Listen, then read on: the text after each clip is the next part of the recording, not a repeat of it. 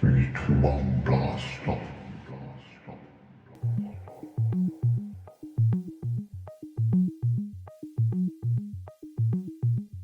What's going on? 100 billion solar neutrinos can pass through my thumbnail every second. Spread out over space with a succession of humps and troughs, point-like particles. Same goes for the superstrings themselves. They are tiny. Because there's another force at work, an attractive force. New matter being created. But first impressions can be deceptive. Here are some of the laws of nature, the laws that govern how the cosmos evolved and govern all that goes on around us now. It turns out that if these laws had been fixed at random, if the strength of the gravitational force, 9 spatial dimensions, and 1 dimension of time. Nope. When you look inside them, you find that they're made up of tiny, tiny particles called quarks. This is the so-called free will determinism problem. Will we ever fathom the riddle of time? This is the situation as seen by the mission controller. Here we have the Earth. This is the planet in which the astronaut is journeying. It's a problem that scientists and philosophers wrestled with for centuries. But the astronaut is much lighter than the space station, so in order to get him to go insane on orbit, the gravity force on him has to be less than on the craft. So how does gravity know how much less it has to put on him than on the craft?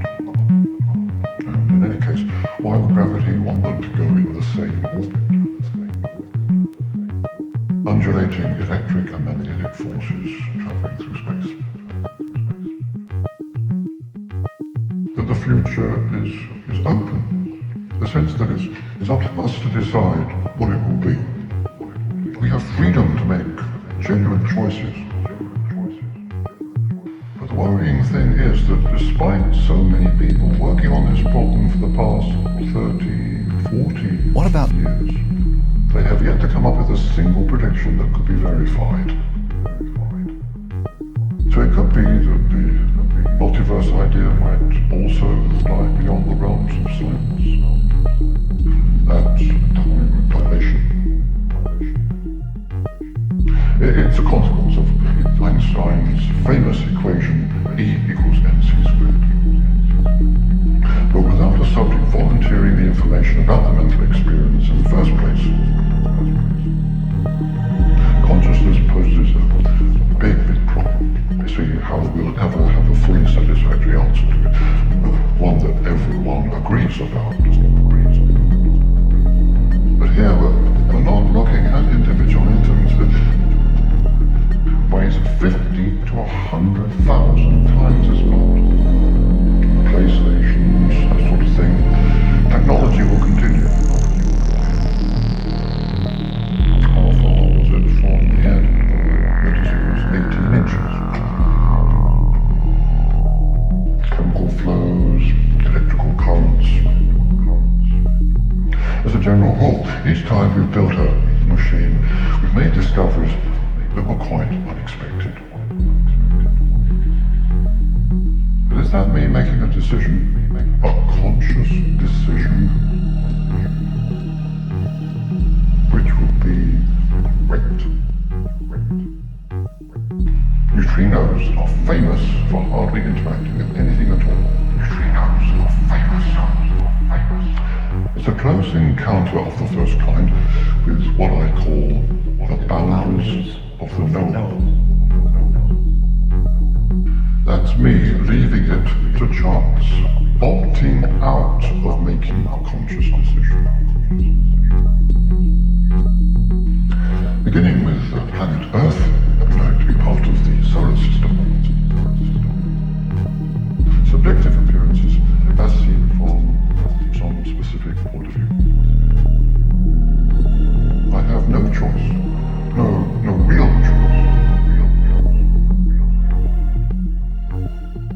the human race has got this far in intelligence because in the past there was survival value in having a superior intelligence. You had a better chance of surviving to the point where you could mate and pass on your superior genes.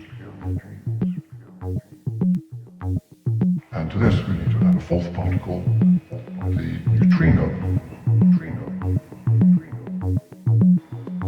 Not only are there things we shall never understand, we shall never even be sure what it is we shall never understand.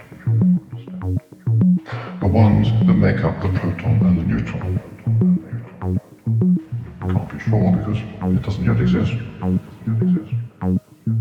This is due to what is called dark energy. Space, empty space, has energy.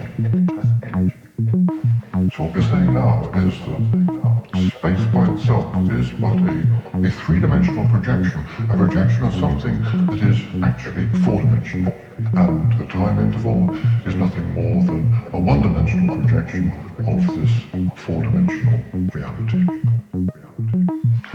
which is itself one thought. Even with that weight as this complex, we can still predict how it's going to behave. For all we know, there might be heavily into genetically engineering designer babies with superior intelligence. These are the ultimate constituents of all the matter we see around us. Why does it exist?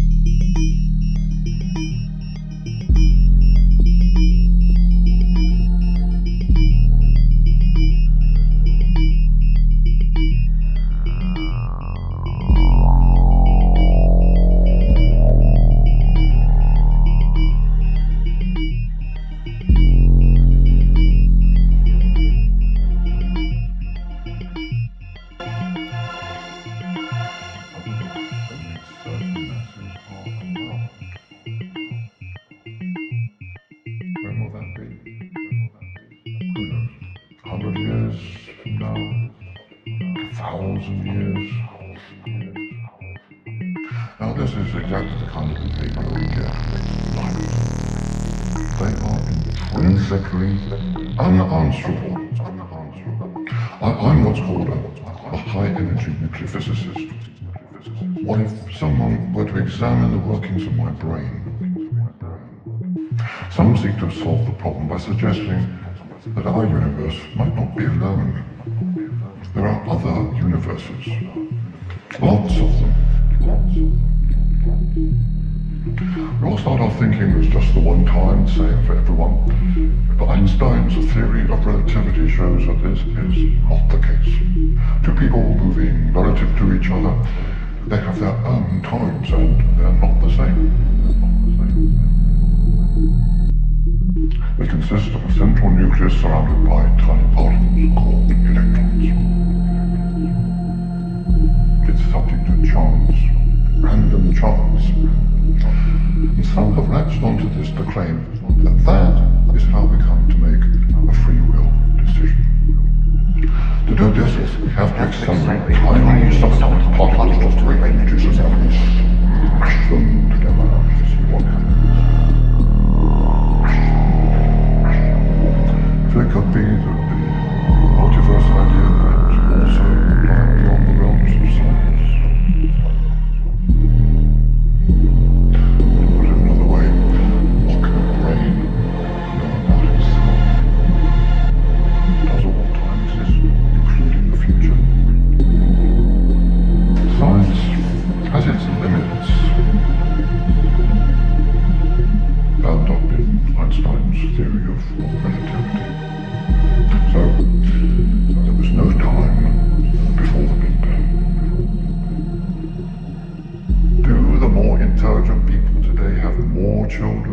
then the less intelligent.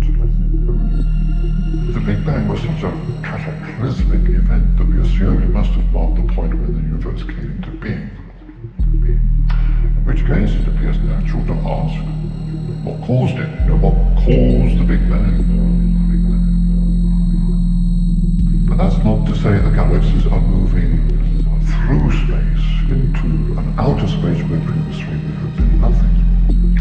No, they're moving because it's space itself that is expanding. The Big Bang occurred here. If nothing existed, or had ever existed, why should anything exist? We're still left with some worrying puzzles. What could be simpler? Except that it is not that simple. The Earth and the planet themselves, they're squashed. In fact, any length seemed to be moving relative to the spacecraft, according to the astronaut, will be squashed up. I myself had the privilege of belonging to the international collaboration that was the first to make a direct sighting of a particle carrying charm. Under those circumstances, what is it? Is it a wave, or is it a particle? This is the problem of consciousness. How to understand the brain in relation to conscious mental experience. The geometry of the curled-up dimensions. And once in a while there comes along a universe which happens to have the right set of conditions for the development of life. We, being a form of life ourselves, must of course find ourselves in one of these freak universes. We simply don't know. A bit like the pips on the apple. The proton has two ups and downs, and the neutron two downs and an up. So for the astronaut, everything happening in the craft appears perfectly normal. It only appears slowed down.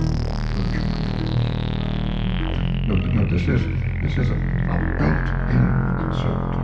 An uncertainty that's absolutely fundamental to nature itself. Science does not address questions like that. What about this?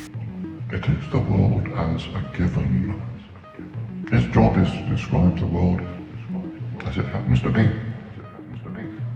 It was once thought that the answer was atoms. Atoms, the fundamental building blocks of matter. Why does anything exist?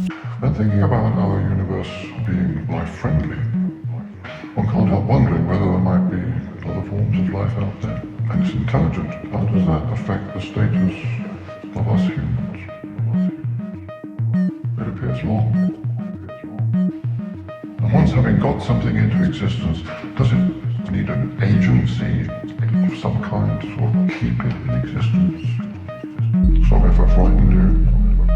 No animals were hurt in the making of this program.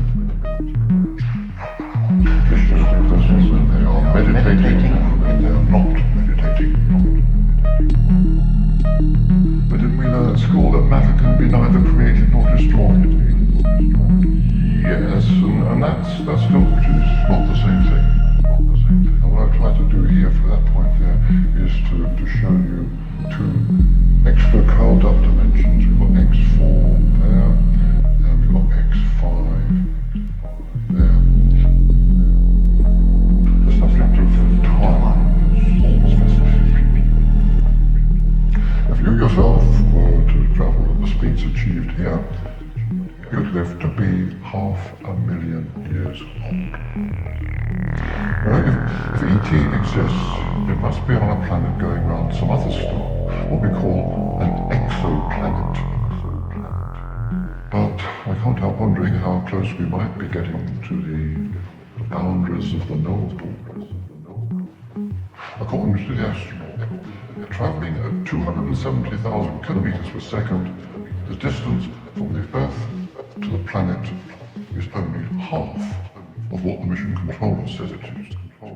Nothing changes in the block universe. Changes occur in time. Right? What about this?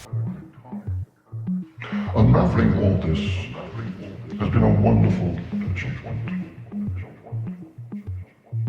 They are at the boundaries of the knowable. Well, not exactly this, but a proper chimpanzee. It has many different appearances depending on the angle one is looking at it. Are chimpanzees conscious? Are they aware of themselves? Well, yes, aware of themselves. It's squashed up. Tiny vibrating strings called superstrings. The idea is the laws of nature are different in all the individual universes. The vast majority of them, there is no life because one or other of the conditions was not satisfied. What about this? What is right?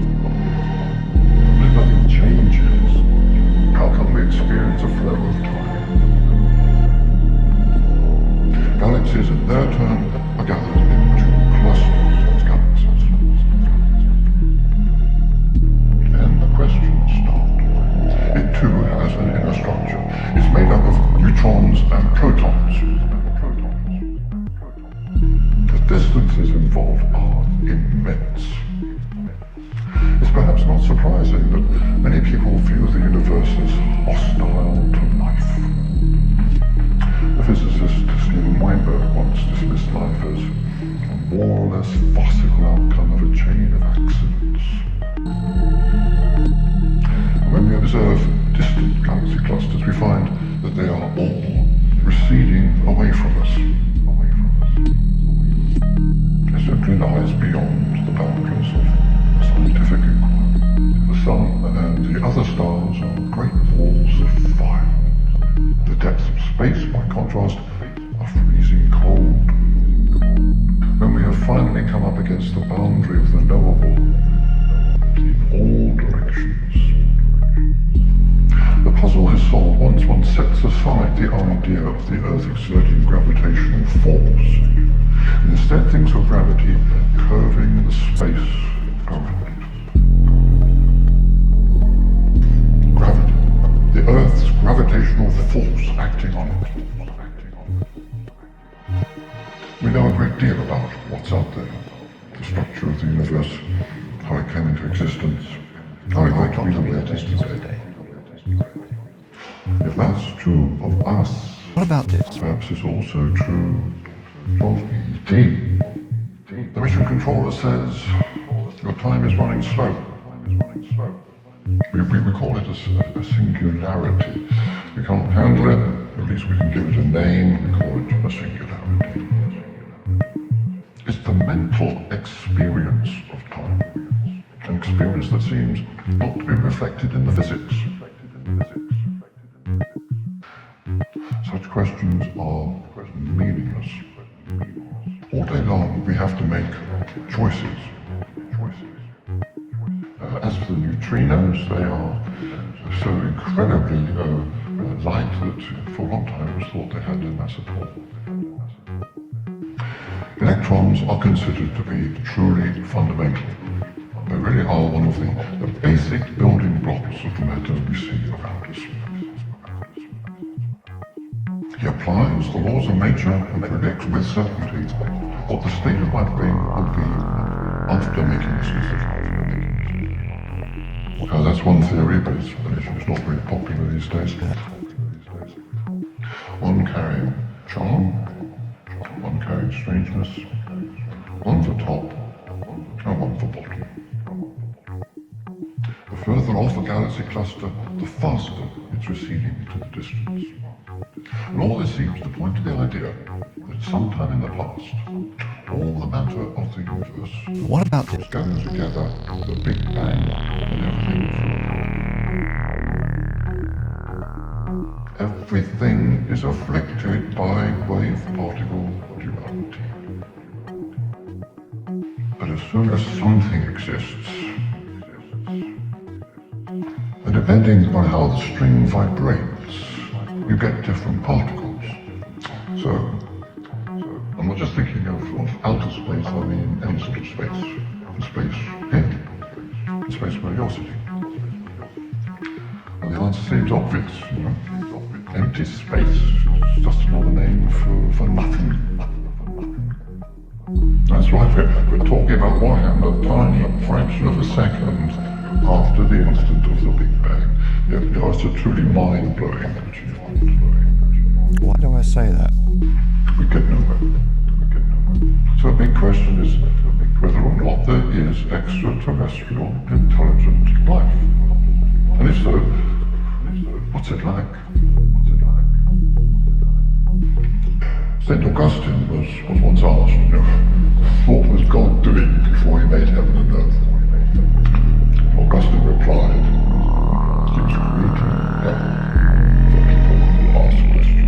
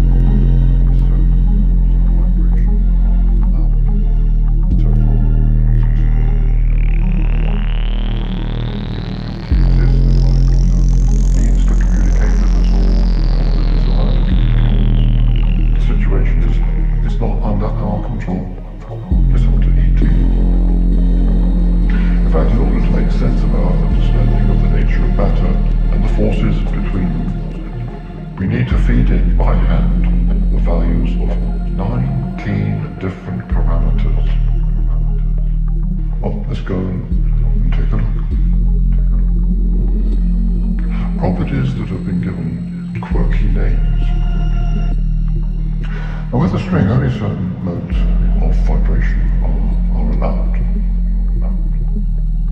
We do all our thinking with our brain. So what does that mean? Are we destined never to know whether this attractive idea is true or not? The nucleus, is that fundamental? This raises an intriguing possibility. Not only that, but knowing how fast a galaxy cluster is moving and its distance from us, we can work back to when everything must have been together. In other words, when the Big Bang occurred. Humans, definitely yes. The sun, definitely no. Empty space, through its dark energy, repels. But it can also push around everything such as galaxies. Stars are gathered together into great swirling whirlpools called galaxies. Our galaxy is called the Milky Way galaxy. Its thinking processes will be slowed down in the same ratio. And if you look at a slow watch with a slow brain, it appears normal. You might be thinking, hold on, but what if we're wrong? They are joined together in four-dimensional space-time. It's the charge on the protons that gives the nucleus as a whole its positive charge. What does it all mean? Around 270,000 kilometers per second. Not realistic, but just suppose. Capable of understanding everything about the world. But there's a problem. It's all very well talking about what happened immediately after the instant of the Big Bang.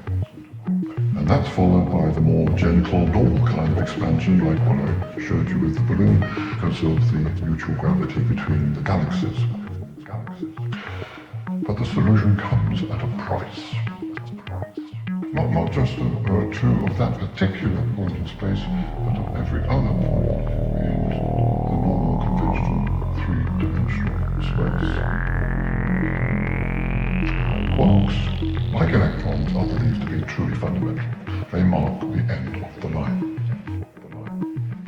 Or is this another encounter with the boundaries of the knowable, which is exactly what it is with quarks and electrons? A much better question in this particular instance is this. Why is there something rather than nothing? The behavior of physical objects is governed by the laws of nature. This seemed obvious for a number of reasons. Questions to do with the nature of space, time, of matter. And the physics community is deeply divided over the concept of the rock universe. What we've been looking at in this series is not meant to be an exhaustive list of outstanding questions facing science today. Other scientists doubtless would like to see mentioned. But when we have discovered whatever is open to us to understand.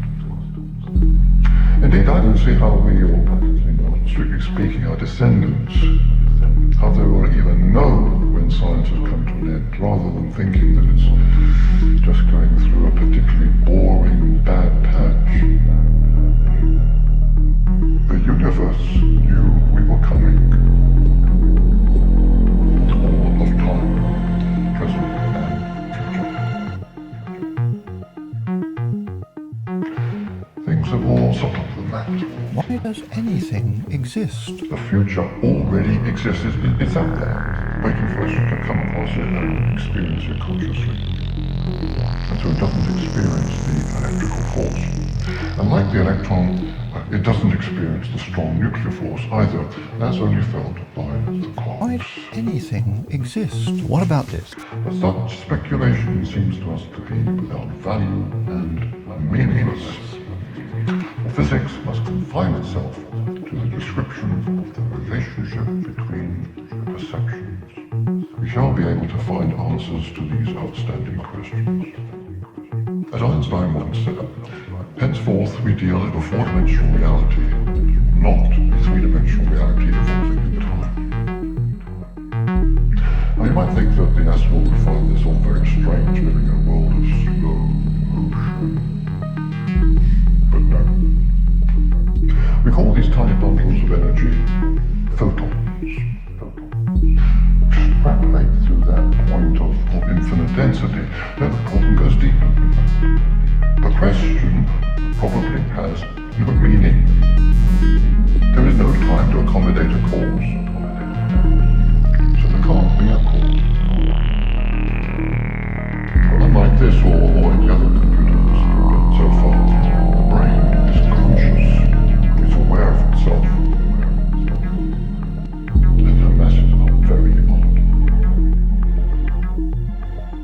From the law of averages, there must be many, many Earth-like planets. Planets where intelligent life could flourish. Which is not to say that it has. In saying that inflation took place over a brief period, I mean really, really brief. It all happened in the space of a tiny, tiny fraction of a second. Why are there conscious mental experiences at all? Why are the strength of the electrical force? What does it all mean? All the masses of the subatomic particles, all the violence of the Big Bang, if any of these have been chosen purely at random, then the chances of having a world with life, any kind of life, would have been virtually zero. The new particles can't all be made of just the two types of quark. How are we to understand consciousness? It's but the first of the new. I'm just going through the motions. So we have time dilation and also space contraction. What can I do? You see, at that instant, all the matter of the universe would have been squashed down to a point, a place of no volume, so the density would be infinite. There's never any chord that have used the concept of wave and particle at the same time. And just suppose it's going to speed equivalent to, well, let's say 9/10 the speed of light. It's more powerful than the repulsive electrical force. And that's what leads to an overall attraction holding the nucleus together. Or does it not have a mind at all? It's not simple at all. It's a deeply mysterious something. But what? But no, the energy is being given up as localized dots. They also mark the coming into existence of space and the coming into existence What's going on? of time. The universe appears to have bent over backwards to accommodate life.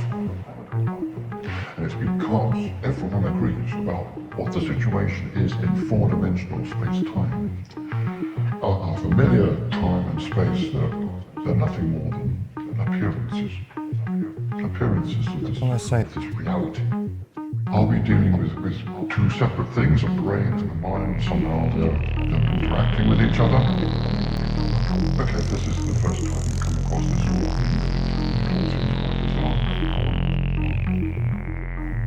And that means we have no hope of extending our investigation through that instant to what might have preceded it. What is everything ultimately made of? The rate of expansion is now increasing. Other universes, by definition, are not part of our universe and so cannot be contacted. Let's say all this sounds very confusing. Different people having different ideas about dates and times. Perhaps an infinite number of them. The whole ensemble is called the multiverse. How to reconcile the grinding predictability of the physical brain? Well, fair enough. That would explain why our universe is life-changing. That simply raises the problem. How are we ever to prove that there are universes other than our own? These are but two major questions.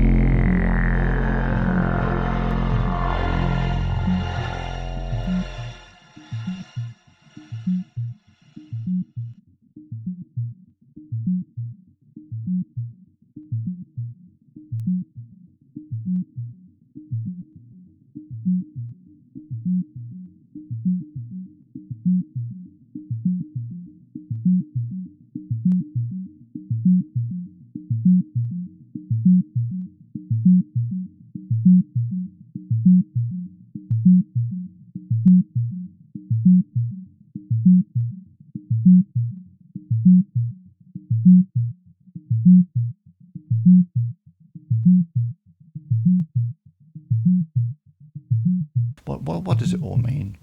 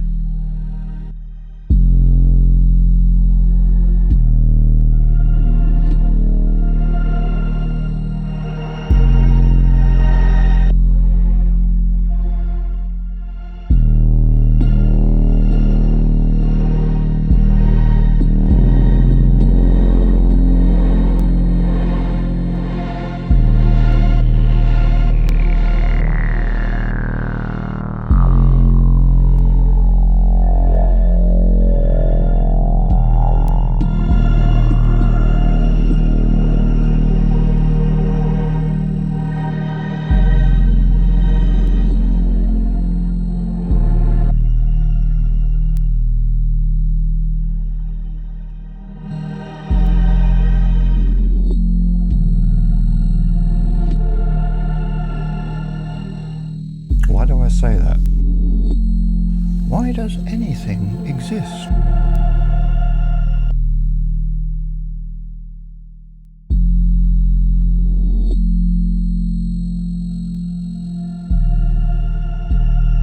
And the program comes to an end. And you can take a headache pill.